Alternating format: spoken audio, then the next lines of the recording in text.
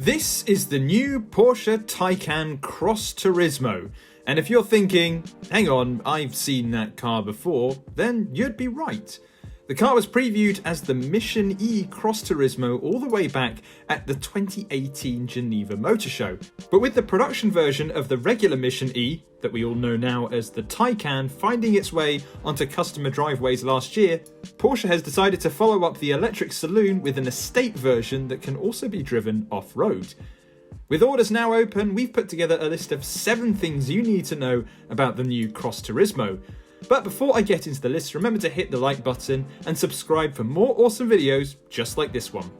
One of the many great things about the Taycan is that it looked almost identical to the stunning concept car that was first shown all the way back in 2015.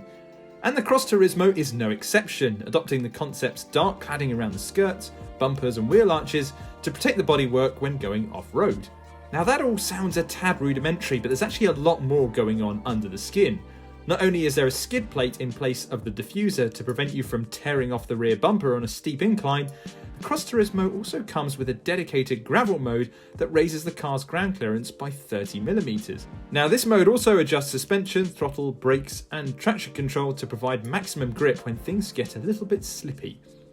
If you want your electric car to look a bit more sporty though, Porsche will sell you an off-road design pack, adding small fins either side of the front and rear bumper and on the skirts, which help deflect dirt away from the bodywork. And the package increases ground clearance by 10mm in case you're brave enough to take your Taycan Cross Turismo off-road. And if you do, please let me know in the comments. Please. Inside, the Cross Turismo looks pretty much identical to that of the normal Taycan. You get the same 10.9-inch infotainment system in the middle of the dashboard, though you can add a second panel as an optional extra for the front passenger. On paper that sounds a bit clunky, but in true Porsche fashion it's neatly integrated, with both screens seamlessly joined at the sides. There's also a touch panel in the centre console that operates the climate settings and a sleek digital instrument panel that's ever so slightly curved. Now the latter comes with 4 different layouts, including one that focuses purely on your speed.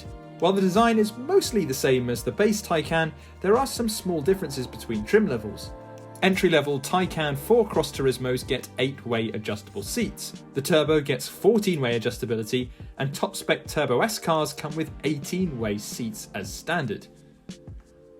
Speaking of the Turbo S, it's by far the fastest car in the lineup. Okay, that wasn't the smoothest segue, but never mind. As the name suggests, it gets the same powertrain as the regular Taycan Turbo S, meaning you get a pair of electric motors, one on each axle, for a combined output of 616 brake horsepower. The regular Turbo boasts the same output, but they offer different levels of overboost. The Turbo can be temporarily boosted up to 671 bhp, while the Turbo S can be ramped all the way up to 751 brake horsepower. With boost mode activated, you'll be able to sprint from 0 to 62 in 2.9 seconds in the Turbo S and go all the way to a restricted top speed of 155 miles per hour.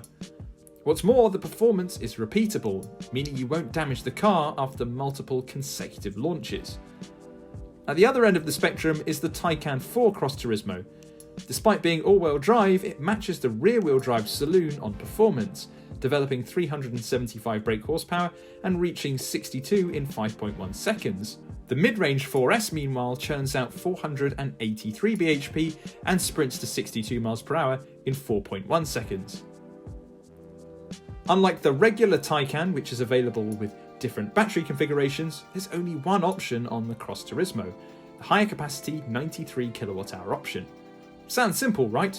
Well, range varies depending on which model you go for. The entry-level Taycan 4 Cross Turismo has a WLTP rated range of 283 miles, which dips to 281 on the 4S and Turbo. Now the Turbo S may be the most powerful, but it has the shortest range at 260 miles. Still, the Taycan is built on 800-volt electric architecture, and that means it can be charged at lightning speed. In fact, the Cross Turismo supports 290 kilowatt charging, whereas the saloon only manages up to 270 kilowatt chargers, giving you 62 miles of range in just 5 minutes, as long as you can find a supported charger. Of course, one of the main reasons to go for a Cross Turismo is the added practicality. The longer roofline opens up 40 litres more storage in the boot compared to the saloon, although different models offer different capacities. The 4 and 4S come with 446 litre boots, whereas the Turbo and Turbo S have 405 litres of storage. The good news is there's an extra 84 litres of space under the bonnet, which is identical across all models. What's more, if you found the Taycan saloon a tad cramped, the Cross Turismo boasts an extra 47mm of headroom courtesy of the taller roofline. Porsche has also made a bike rack for the Cross Turismo and has developed a roof box that won't fly off at speeds of up to 124 miles per hour. Given all the extra practicality, the Cross Turismo carries a slight premium over the regular Taycan. However, the price jump depends on which model you go for. Prices start at £79,340 for the Taycan 4 Cross Turismo, although there's no regular Taycan 4 to compare it with. It does, however, cost £9,000 more than the two-wheel drive Taycan.